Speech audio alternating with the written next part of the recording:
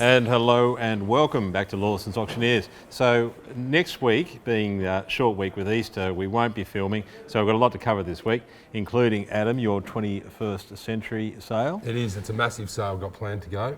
Why don't we go straight to you, Adam? This week we have the taxidermy and natural history sale. So my first item is this beautifully presented slide case. It'll be quite an early one. Just the work in all the drawers, but inside these drawers are all these microscopic slides. They're all labelled what they are. They're all beautifully handwritten labels. Just the work in the cabinet itself is absolutely fantastic. Very hard to find these around, these early scientific wares. My estimate would be maybe 300 to 400, but it's a beautiful piece. And Pete, what have you got? All right, so I'll start with this interesting Victorian platter. There's a lot of people that collect blue and white transfer. So this one's a little bit different in that it's in a different color, but I guess the most exciting thing is the scene, which is a horse racing scene. It does have the registration diamond, so it's a registered or patented design from 1846 by Copeland, but the partnership name isn't there, so it must be post just after 1847. It's an early piece of sporting history that's represented here, and I think they've put an estimate of 80 to 120. I think we can get a little bit more than that out of that. It's a very common estimate, 80, 120, isn't it? Thank you, Peter. Now I'm going to take you over to the Lejo Collection, which is at Rod Point this weekend. This is an online on-site sale, and Lejo's been a fantastic self-made entrepreneur. She's only very young, and they call her the Queen of Garbage. She's been incredibly successful with garbage removal in Australia. Anyway, she's got a fantastic collection. Slot number 12 is a very important Clemente Harp. Clemente harp makers in the early 19th century in London. They're an Italian company.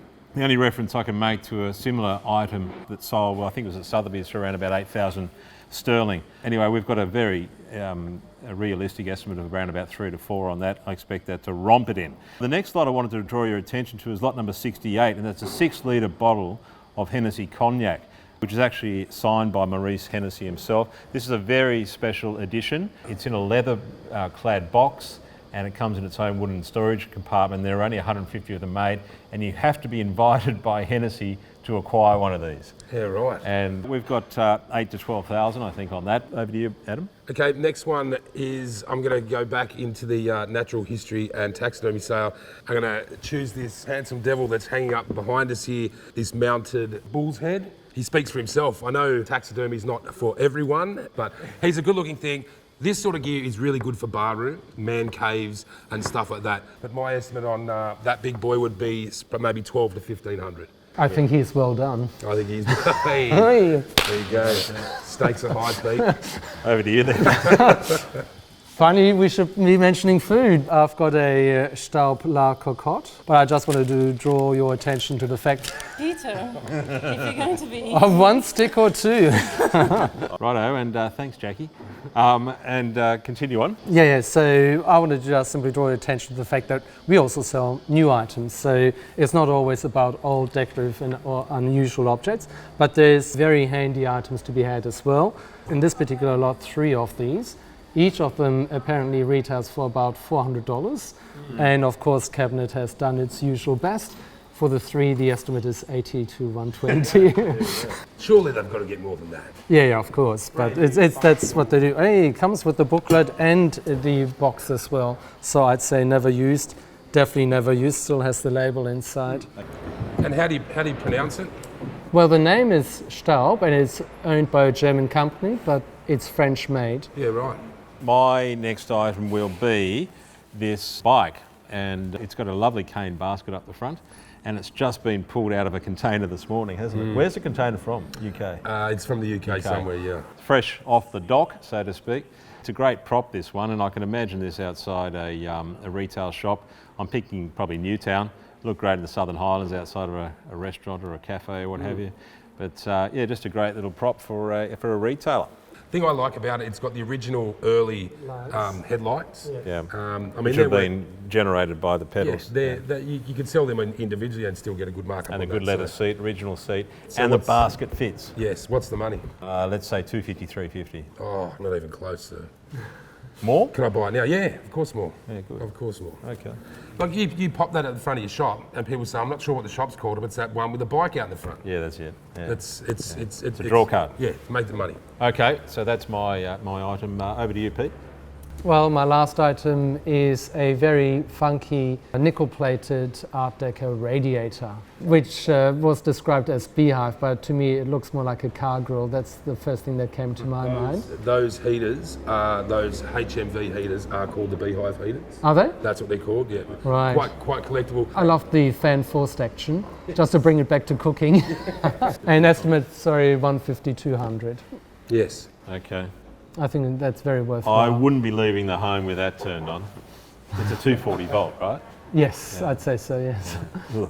My next item, we're going to go to the furniture department, and this is what we would call in industry a marriage, or you called it something else, I can't remember what I used. Assembled. Assembled, that's the word, assembled, or marriage, but the top doesn't match the bottom. The top's later and the bottom's earlier. All the drawers run smoothly, and it's just got a lovely patina to it, all the original hardware as well, all the brass hardware. I'd like to see 4 to 6 for that. You think I'm pretty spot on? I think it's got every chance. Yes, they're two early pieces. I think the best thing about this one is its size. It's not too overbearing. It's not too big. It's nice and small. Lots of pigeonholes. And functional at that, yeah. Which is quite rare for Georgian furniture. Okay, so that's me. Now, you have another item, don't you? I have my last one, and what I'm going to do is I'm going to pick it up and I'm going to put it on this table if you gents want to stand up. Now, this is an absolute Australian furniture icon. This is the Grant Featherston Z300 chaise. First manufactured in 1953. A lot of these reproductions around. Some are made under license by Featherston. This is Rigididge. This is original. This is definitely 1953. All original upholstery. It's got the maple legs. I don't know what else to say about it. Like, it's just, it's one of the best things I've seen walk in this building in a long time. It came from up the Central Coast. A guy's been hoarding for about 50 years. I mean, you can call it hoarding, I call it collecting. Just because there's heaps of it doesn't mean it's hoarding. It's all really good gear. So hopefully we'll start. There's no splits. It's all original. If you have a look underneath, all the original tacks are there. It's the Queensland maple legs. My estimate is quite conservative. I think it's 5 to 6, but I wouldn't bat an eyelid if it's sort of sitting up at $8,000. You won't find another one like this. Well done. You will not find another one. It's absolutely beautiful. So that's in the design sale that's next Thursday, not next Friday, so it's a very important thing. I will be away on holiday, so Simon Hill's going to go you through that sale. Lucky devil. It's probably the best one I've assembled, but come down and see us. A lot on as per usual here. Now, I'll just run through quickly what we've got with the online sales this week. I've got a fine art sale that finishes on Thursday. We've got an online wine and spirit sale that finishes on Thursday. Aboriginal art finishes Friday. And we're doing a charity auction with Oz Harvest, actually. So there's quite a bit of art on there with Massimo, the Italian cook. And all proceeds go to Oz Harvest for that auction. That's online. Anyway, plenty there. And if we don't see you or hear from you before Easter, have a great one, and we'll see you the other side.